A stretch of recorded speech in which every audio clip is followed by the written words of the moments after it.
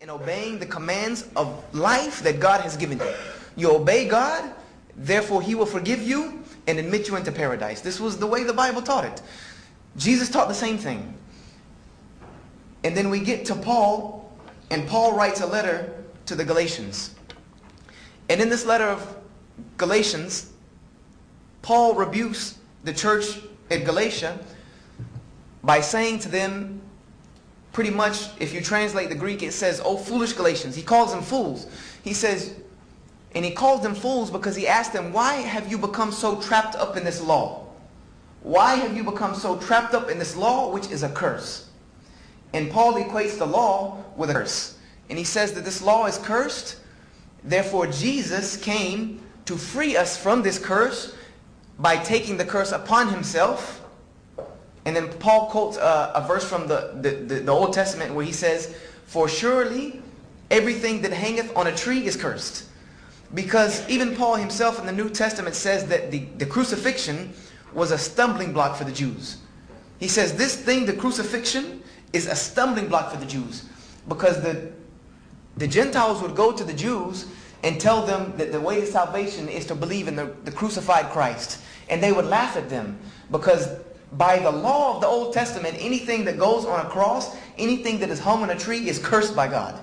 So this was the entire reason that when they were taking Jesus to see what to do with him, that they were continuing to say crucify him. Because they were saying crucify him because they were telling them that if you want to discredit him, if you want to make him to be not who he says he is, and you want to prove that, then crucify him. Because if you can crucify him, he is not the Messiah. By our own book, if you can crucify him, he's not the Messiah.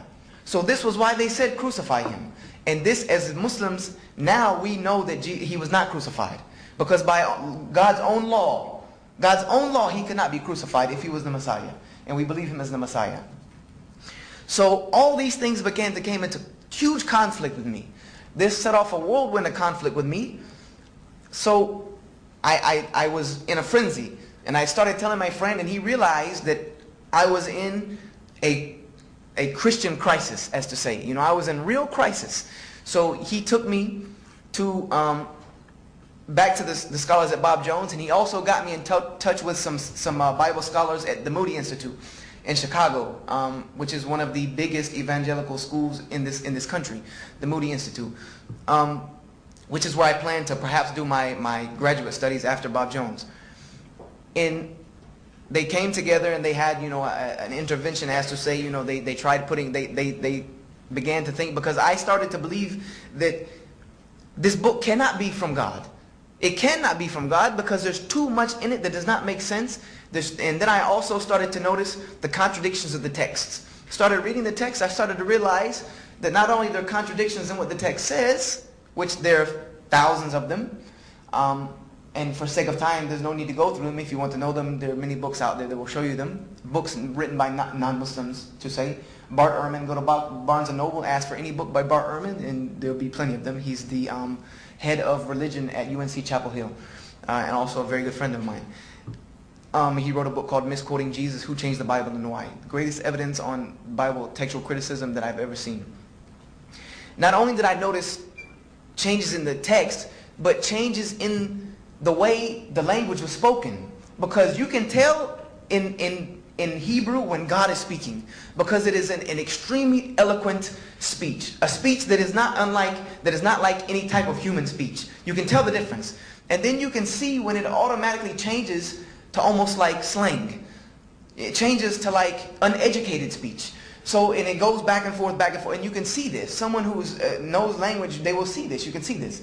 It's like having a person standing up here with a PhD in English speaking and a fourth grader speaking. You can tell which one is which.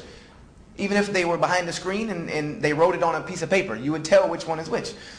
So they had a laying of hands session on me and everything to try to get these evil spirits that they said were in me out. And I ended up talking to one guy at Bob Jones University, and I don't want to give out his name because he will probably not be very happy with me saying that he is the person who wrecked my faith in Christianity. And he will not be very pleased if I were to give out his name and accredit that to him, because he's probably still a professor at Bob Jones. But he sat me down and he said, you know what, Brother Joshua? You're seeing all these things that are happening, you know, mistakes, things that don't make sense, you know, things that don't look right. And he said, you're going to see it and you're going to continue to see it if you continue to read this book. He said, because this book was written by man's hands. And anything that has been touched by man's hands will have fingerprints still left on it. He said, so what happened was, when all these things you see wrong is that somebody probably just made a mistake.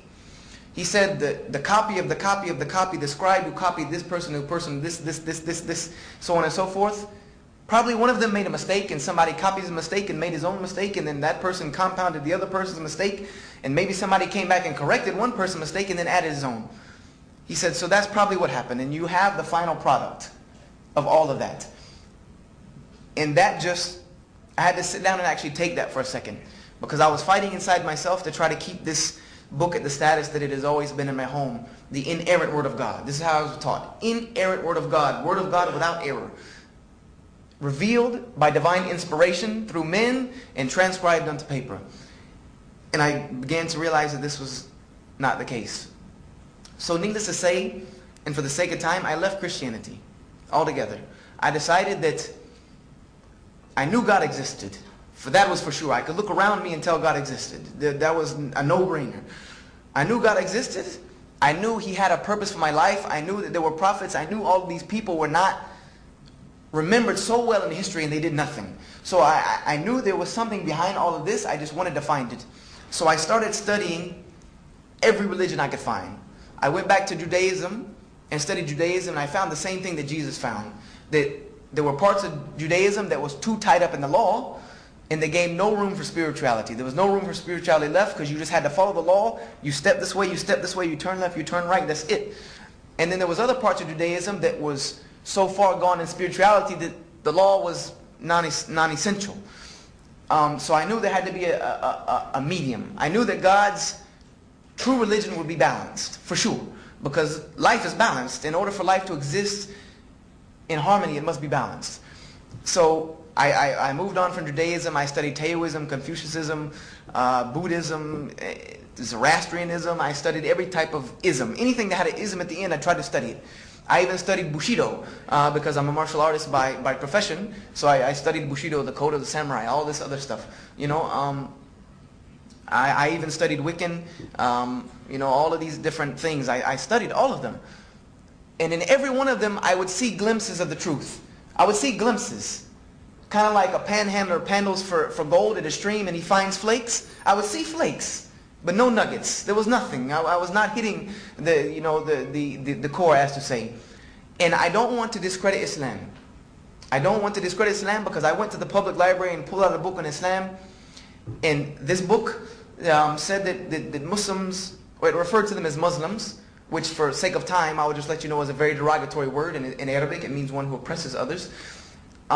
Referred to them as Muslims, and it says that Muslims worship a moon god, and they bow their heads 5 times a day to a box in the desert, and they